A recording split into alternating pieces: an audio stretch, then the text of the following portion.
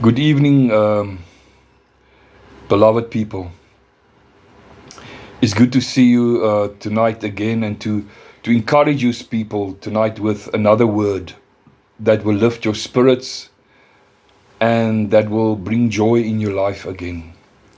You might have experienced tonight darkness, fear, failure, discouragement, disappointment, and many times we experience disillusionment. Sometimes the problem is not so real. You know, there's a thing that says fear stands for false evidence appearing real. But let me tell you, it doesn't matter. There is many people that is experiencing real trauma, real affliction, and you are not alone. I'm going to tell you tonight that you are not alone in this thing. I want you to go to Psalm 30 verses 5.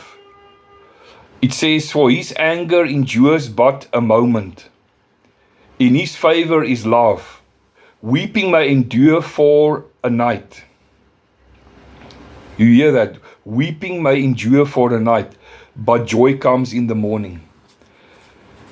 There's always a conclusion to your problem. There's always a wrapping up of your difficulties that God says, now it's enough. And I want to pray tonight, and my message tonight is that weeping may endure for the night, but joy comes in the morning. Weeping may endure for the night, but joy comes in the morning. Lord, I pray tonight that, and in this day, that you will bless this word.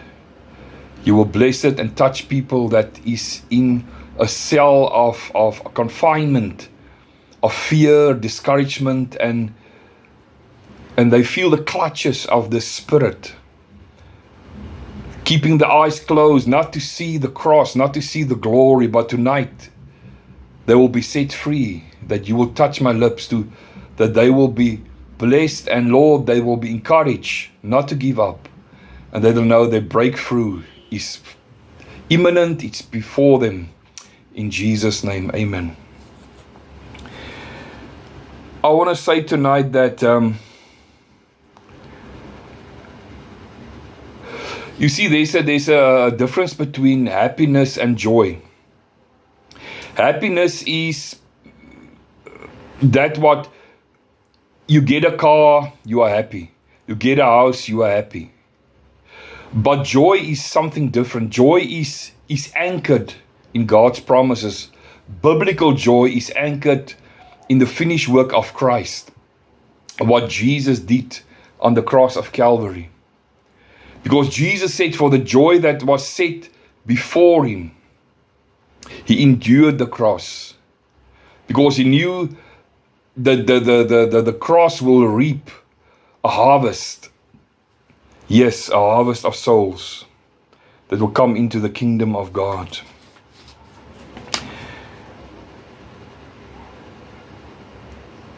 I would say tonight that biblical joy endures all things. Biblical joy endures all things. It endures everything that the enemy throws at you. It endures it because the Bible says through joy it develops faith in you. It develops endurance in you. But you must realize tonight that we will have our days and weeks and seasons of testing and being in weeping.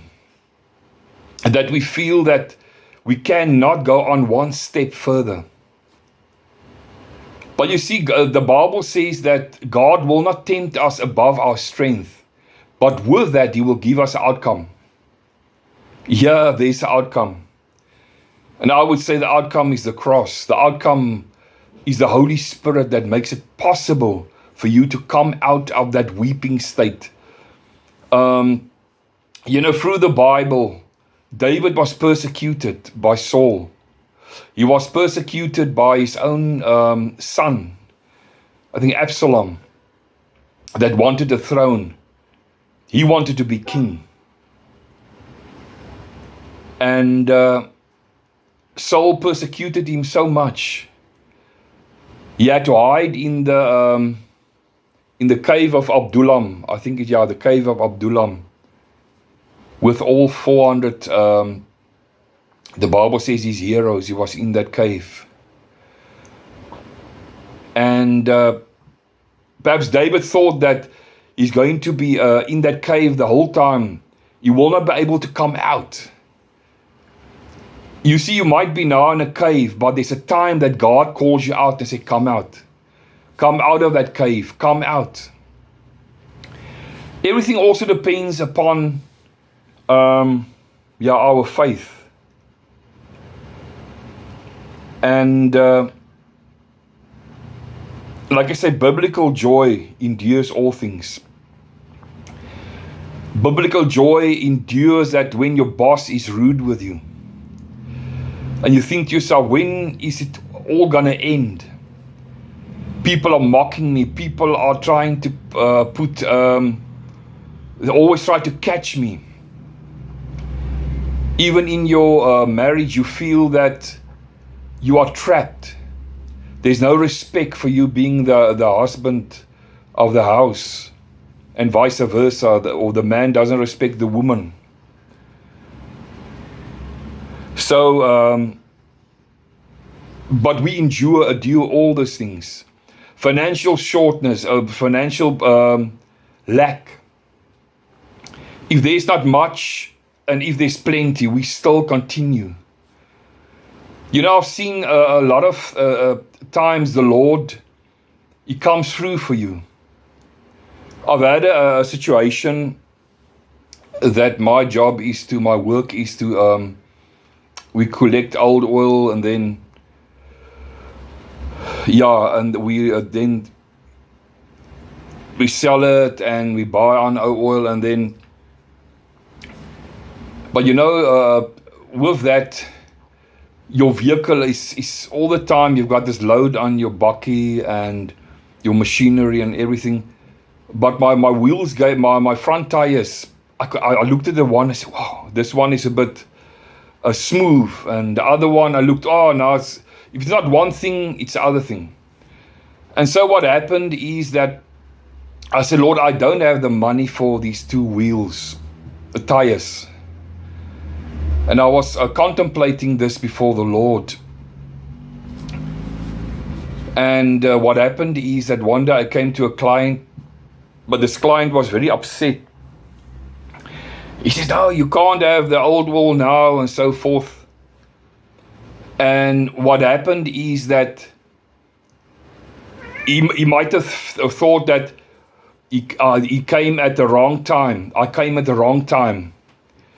But I want to tell you tonight, he was swearing and saying stuff. I didn't. You think that it wasn't the right time that I came, but in any case, he gave the old wall. And so what happened is that while I was now pumping the oil, he was walking in front, but he was cross, and so my wheels was turned a certain angle. And he said to me, how can you ride with such wheels? It's very smooth. It's dangerous. I said, yes, but that's the reason I want this oil, so that I can sell it again and make some money. And he says to one of his workers, no, man, go inside. He says to Matthew, go inside. There's two wheels, tires that's laying there now for 4 years. I wanted to give it away, but the whole time I was just hesitant to give it away. But he says I can have it. And blessed people, that was the perfect fit for my tires. I was moaning over my tires. And I was moaning over my tires and say, how is God going to come through for me? But the Lord has the last say. On that tires, my name was on it. Although it seemed dark, and I thought myself, I will never see, how am I going to buy the tires? The Lord has kept that for me. And I put that tires on. I went to the tire shop and they put that tires on for me. Weeping may last for a night. I was weeping over my tires. A simple example. But I saw the light at the end of the tunnel. If God can provide 2 tires for me, that was actually still brand new. I said to my wife today that tonight, that tires is still running smooth, right. It's still in a good condition. It just shows you that biblical joy endures all things. You might have a child tonight that's in drugs, that is wayward, that is like a prodigal son, that is a rebel. He drinks, he does his own thing. But I'm telling you, the Lord has heard your prayer. You are in that darkness. You are in that despair of, when will God come through for me, for my child? But tonight I'm telling you, He will knock one day on that door and He will say, Mommy, I've changed my life. I've given my life to Jesus Christ. And I am going to be the son that you always wanted to be. And that child will bring honor to you, will bring honor to God. And He will also financially help you. Where He was just taking from you and He always wanted money, He's going to bless you. I'm telling you, joy comes in the morning. Weeping only lasts for the night. Some of our trials are a year, 2 years, 3 years, 3 months. But there has to come an end to your trial. And tonight is, I'm prophesying that your end has come. That thing is going to be taken away. Wonderful Jesus. Can your joy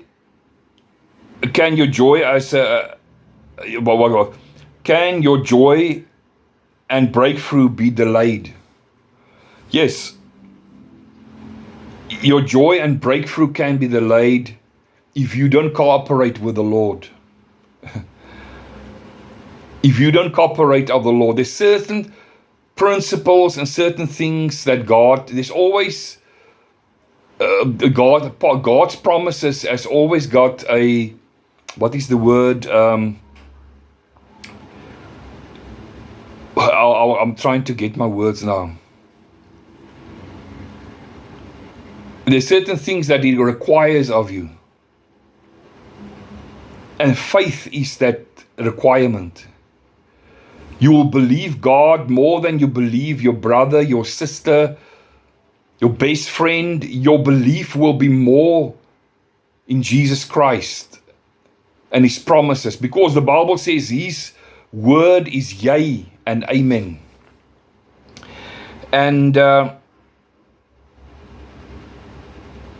you see, the children of Israel,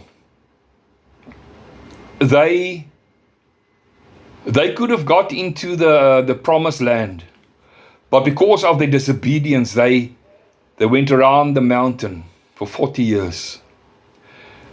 But if you follow God's direction, I've heard once that the one person said that when God leads, God feeds, and when God provides, He guides. When God leads, He feeds. When God provides, when God guides, He provides. So tonight, God wants you to come out of, you cannot prolong your miracle. You cannot prolong your miracle. You have to shorten it. And faith, the Bible says, now faith is the substance of things we hope for. So your faith is substance. your faith in what Jesus did on the cross, and you believe what He did, you shall make it. Because remember, your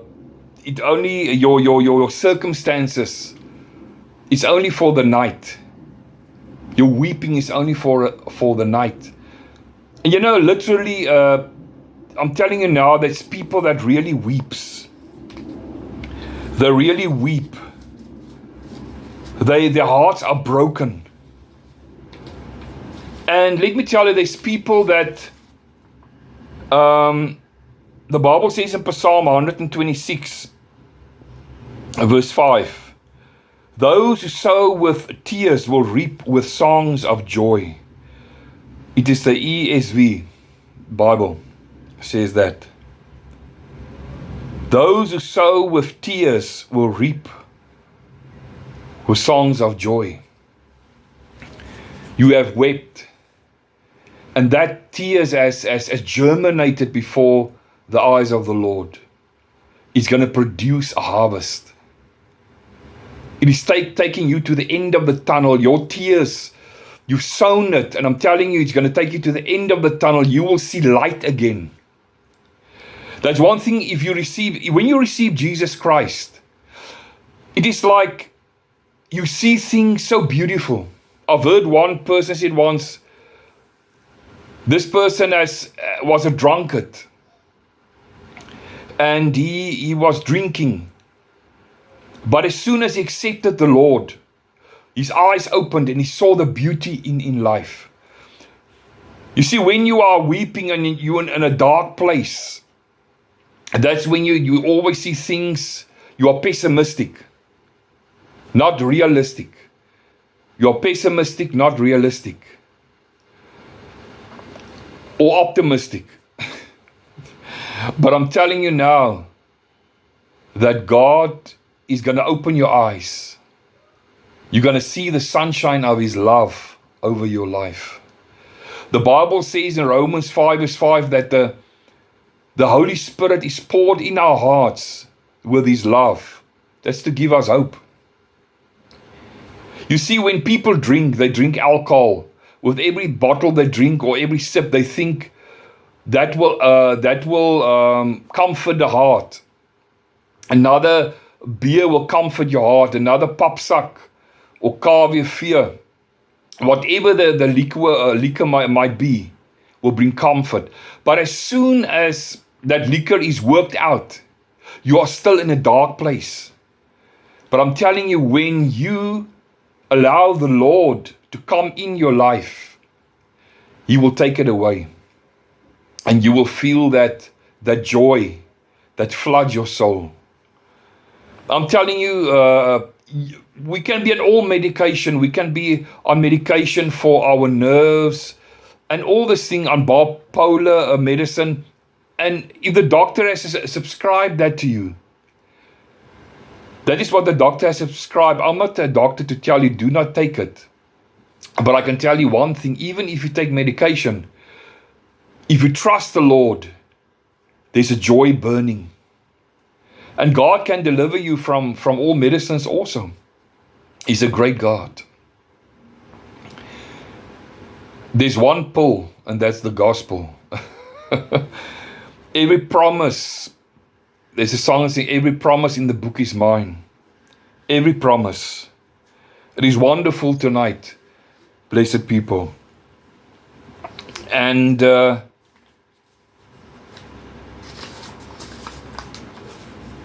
you see, the devil comes to steal and to kill. Kill, steal, and destroy. Now he wants to do those things. He specializes in that because he's a spirit of destruction. But there's one that is greater, and that is Jesus Christ. When Jesus paid the price on the cross, this whole earth became the Lord's domain. It means He can reach out now to this whole world. Although the power lays in the hands, the Bible says this whole world is in the hands of the devil, the power. But it doesn't matter. God rules The devil rules and God overrules. He overrules because he is the mighty one. He died for his people. So he doesn't want his people to see them in that dark place the whole time. You have to come out of your darkness. The Holy Spirit is wonderful tonight, and He is the one that cares. He's the comforter. I've heard a message tonight about one preacher preach upon the comforter. Think about that. Did you ever have that your wife touches you and she hugs you and says, I love you, my husband. Oh, don't worry, I will make you the best food there is. You mustn't worry, I will wash your clothes. I love you. You mustn't worry, I'll do all those things for you. But I love you. And they comfort you. And as in return, we also do things for our wives. We work and we also help them with the chores in the house. But I mean that when you feel the love of your wife truly hugging you, I'm telling you, there's one that's bigger than your wife, and that's the Holy Spirit. The Holy Spirit, He takes your hand and He holds you against His bosom. When you weep, He weeps with you. When you go through a struggle, He pushes you. He says, go. He pushes you. He says, you're going to make it. The Holy Spirit is the referee. He is the one that guides you, that leads you. Never forget. That's the thing when you lose your joy. If you don't realize your joy comes from the Holy Spirit. It's a heavenly joy. It is a heavenly joy. And yes, the Lord is very good tonight. Those who sow with tears will reap with songs of joy. Keep on praying. Keep on praying. You must fast, you must pray. Pray when you are going through this, when you are going through this, when you sow your tears in prayer, you must keep on praying. In your situation, keep on praying. Never let go of prayer. Jesus taught us how to pray. And lead us not into temptation, but deliver us from evil. You see, deliverance must come. The light must break through. There's power in prayer. When we pray, and there's like my pastor that I had when I was younger in the AFM church, he said, pray until, bid totdat. Pray until you get that peace in your heart. If you do not have that peace, you know you have not prayed through. But when you have that peace in your heart, you know joy is coming, morning is coming, light is going to break forth. And the second thing is keep on believing. Believing until, put your faith to practice. Put your faith to practice. Live your life for Jesus. Just put your faith to practice. You will come out of that somber state. You will come out of that depression state. And that's horrible. I've been through those in my life. Depression is not good. It is like you are high and then you are low. I've been through that. But in that hour, you keep on believing. Do not believe the lies of the devil. Believe the word of God. The Bible says in Afrikaans, die opening van die woorde gee lig. The opening of your word brings light. At the end of the day, what's going to carry you through until the morning is the word of God. Because the Bible says Jesus is the same yesterday, today, and forever. You will come through. The Bible says when we go through the fire, we will not even smell the fire. When you go through the water, we will not be drowned. We will come through it. A child of God is a person that comes through it. He does not give in. He's like a bulldog. He's tenacious. He says, I will not let go, like a bulldog. I will not, when you give a piece of a rubber or a stick and you let the bulldog cling to it, he will not leave it. Like the promises of God, you must put your spiritual teeth in it and say, Lord, I'm seeing the light, but I'm not letting go of your word. And in this time, you must keep on testifying. Testify to people and say, I am trusting the Lord. I can feel He's changing my circumstances. He's changing my circumstances. Keep on testifying. Keep on testifying that the Lord is taking you through. He's not letting you go. He's taking you through tonight. And I want to say tonight that